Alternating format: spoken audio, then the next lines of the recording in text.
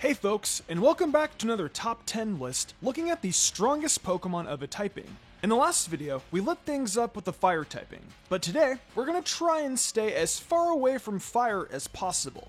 We've got the grass typing under our care today, and the last thing we want to do is burn someone. The grass typing was actually a hard one to list today.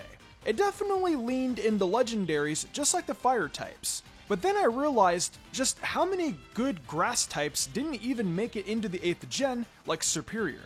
I couldn't include them due to the parameters of this series. But if nothing else, it allowed me to really showcase some interesting Pokemon that don't get spoken about enough despite being pretty good. So with that introduction out of the way, it's time to get to business. Get your green thumbs out and let's grow ourselves a good video.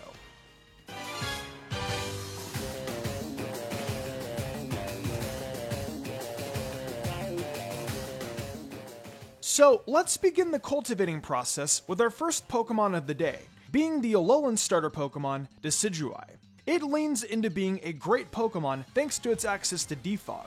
It's got decent stats of course with 107 attack, 100 special attack, and 100 in special defense, so there's option for it as an attacker, and it can even take a couple of hits. Though its base 70 speed leaves a few things to be desired of course. Though with the grass ghost typing coming together, it honestly is set up to be a bit good out in battle really. You can either set this owl up with specs or a band, and operate as a very strong attacker. It can use U-turn to get in and out of battle, which is always important. And of course a move like Poltergeist or Leaf Blade is going to hit so ridiculously hard. If you want to be a special attacker, you can run moves like Giga Drain for healing, or even Hurricane for some strong power. You can do that too.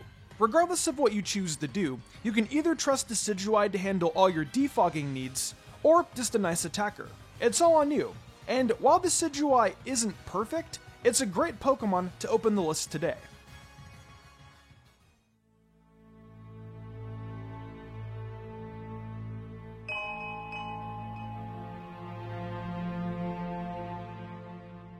Okay, next up is the long legs and dominant personality of Tsareena. The fruit Pokemon has a nice 120 attack stat, and honestly some respectable defenses, with both being base 98. Its base 72 speed stat though is a bit of a disappointment, except for that it is a valued rapid spinner. Its speed can get better, and hazards just aren't going to be a problem. It's yet another nice pivoting option with U-turn being a common move to throw on it. Also, in doubles action, its ability Queenly Majesty is a great one to have on the battlefield, as it pretty much kills all priority moves. Its access to Knockoff means it can cripple Pokemon that rely on items, and it just adds to this queen being very disruptive on the battlefield. Its access to Power Whip also gives it an extremely strong stab move, which you love to see. It isn't a game-breaking Pokemon honestly, but in the conversation of the strongest grass types, Tsareena is right there. Sometimes just having brute strength and a few moves that ruins your opponent's plans and momentum is all you really need.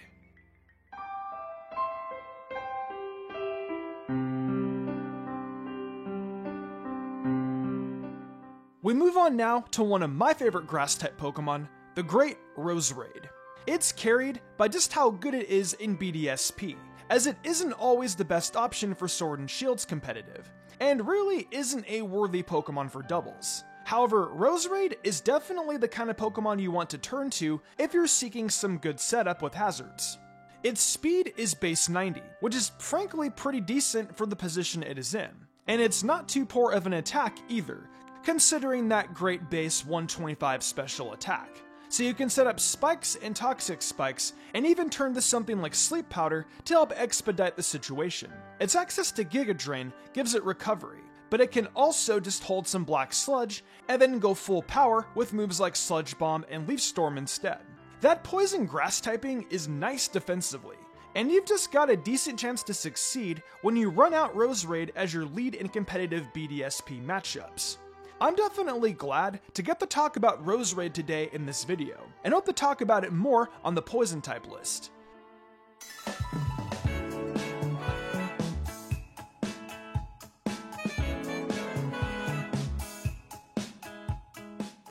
Let's go with Whimsicott next, a classic lead known well for its versatility of being a fast attacker, as well as an avid user of its prankster ability. It's probably the first Pokemon thus far where you can really choose between either putting it out as a support or main attacker. If you want to just go with Prankster and have it work as support, then you can run moves ranging from Tailwind, to Taunt, to Leech Seed. And of course, just building around setting up a substitute and encoring and stuff. The point being, you can use Whimsicott in several different ways as a utility support. However, as an attacker, go nuts. Moonblast, Energy Ball, Hurricane, all of them are great moves on a Whimsicott. And that disregards running physical moves like Knockoff and U-Turn. Now remember, when you act as an attacker, you're really going to want to use the choice specs, as that's really the only way this thing can hit hard enough to warrant using it over being a support. That's it though. Look towards Whimsicott as a nice doubles partner or a tremendous specs user at the lower tiers. It's well worth your attention.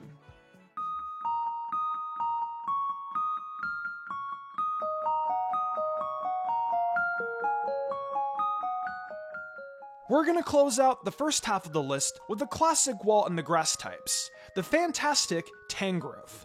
It's not the best grass type wall, but damn if it ain't right up there. It makes tremendous use of the Regenerator ability that allows it to heal when it switches out. And that base 125 defense, alongside a couple of base 100 attacks, is totally super. Now, to be fair, it's not a great Pokemon in doubles, mainly because it doesn't do much to support teammates. But in singles, it's pretty dang good. It resists ground obviously, and beyond having Regenerator, it can use Synthesis when it needs to heal, but can't switch out. That gives it the opportunity to use a nice move pool featuring Giga Drain, Focus Blast, Sleep Powder, and more. Honestly, you can just put a Rocky Helmet on it and just throw it in cruise control. Now, the things working against Tangrowth and being higher on the list is of course its speed, which isn't great. And while it has great physical defense, the special defense leaves it with a big target. The other issue is that whole being sort of useless in doubles issue. As a matter of fact, let's get into the top 5, and you can see a Pokemon that's good in both ways of battle.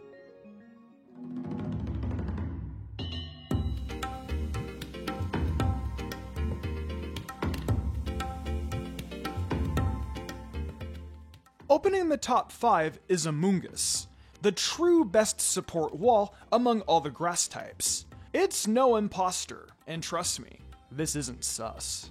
It's got a fantastic ability to serve as a super wall and support, whether it's in singles or doubles. Let's go over the list of things that make it a great support Pokemon.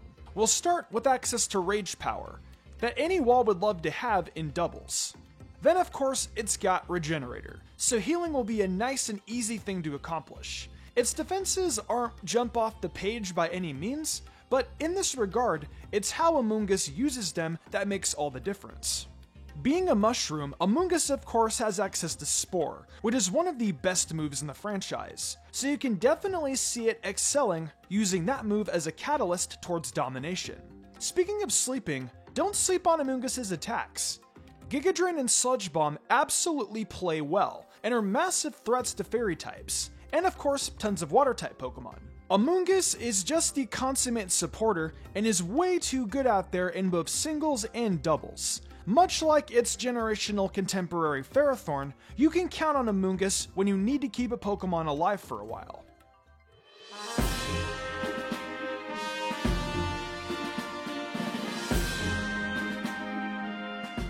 Here we've got an interesting one coming up at number 4. To the casual Pokemon fan, they might actually be a bit surprised to see Breloom this high on the list. I feel it's probably overlooked if you're not used to playing competitively. But I assure you that it's really good. Remember how I brought up the greatness of having Spore? Well, Breloom is a mushroom, so it's got it. It puts Pokemon to sleep easily, which means it's free to do its job. You can either lean into a Toxic Orb / Poison Heal combo with it to sort of build into it being nice defensively. It can hide behind a substitute and then rely on Focus Punch and Seed Bomb to do massive amounts of damage. However, if you want to just go the Technician route, you can set up Swords Dance and rock out with Mach Punch and Bullet Seed. You just need to make sure you're always running Spore and the door is unlocked for Breloom to use its 130 base attack to crush many opponents, especially dangerous water and ground types. I think that its inability to handle faster Pokemon super well, especially if they resist fighting, is why it had to be left here in the 4th spot. That being said though, Breloom is definitely awesome, and worth a look on any BDSP team.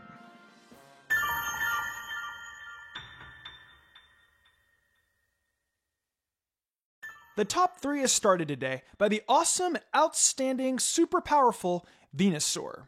I love this thing. You love this thing. Do I need to go on?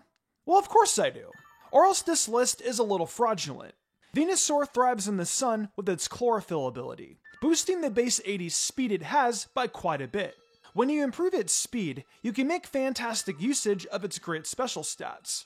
When you combine the efforts of Weather Ball in the sun, which becomes an amazing fire-type move, with Sludge Bomb and Giga Drain, man, you've got something pretty unstoppable.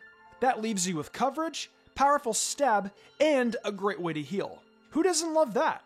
You've even got access to the Great Growth move, which sets up Venusaur's attacks. In the sun, there is hardly any Pokemon that is actually better than Venusaur. It's when it's out of the sun that it just isn't as good, which is what capped it out at the number 3 spot. Its Gigantamax setup can make it a bit stronger, which I'd be remiss to leave out. But aside from that, Venusaur still is getting its fair share of the spotlight today, and it's really cool to see that we're awaiting the 9th generation now, and still the first line in the Pokedex is in the conversation of dominance.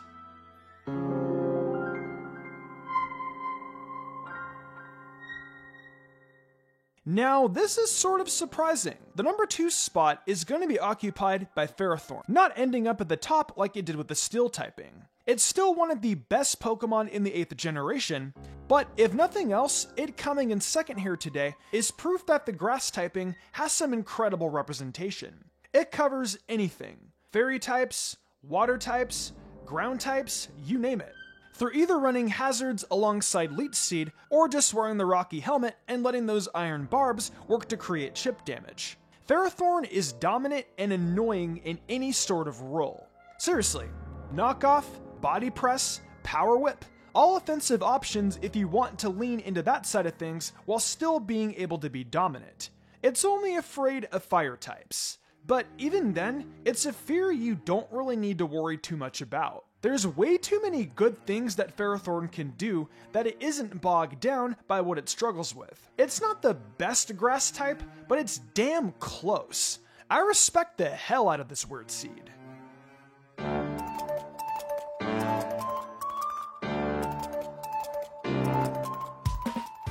So, what Pokemon actually managed to stop our prickly friend from dominating? Well, for the second straight video, we have the 8th generation to thank. It's Rillaboom, a starter Pokemon that, again, has quite literally strong-armed its way to the top. It's a dominant Pokemon in any situation, whether it be singles or doubles or any sort of tier. The Grassy Surge ability works hand in hand with Grassy Glide, which gets priority thanks to the terrain change, and that's honestly a wrap. Such a strong stab move from a Pokemon with 125 base attack. It's unfair how strong this thing can be, and how hard it is to stop. If you throw a Choice Band on it, basically nothing will stop it from OHKOing a Pokemon with Woodhammer. You can set it up with Swords Dance and run it with Life Orb if you want to just power up every little move it gets access to. There are just so many possibilities, and so much that you can accomplish using Rillaboom. It's the bee's knees, quite frankly, and an easy choice for the strongest Grass-type Pokemon. There are checks for it, but they're so far and few between, you may as well not even worry about them. That'll do it. Another fun top 10 list down the drain. And I think we've got another banger here. I've been feeling really confident about how the top 10s have been coming out lately, and I think this one is the best yet.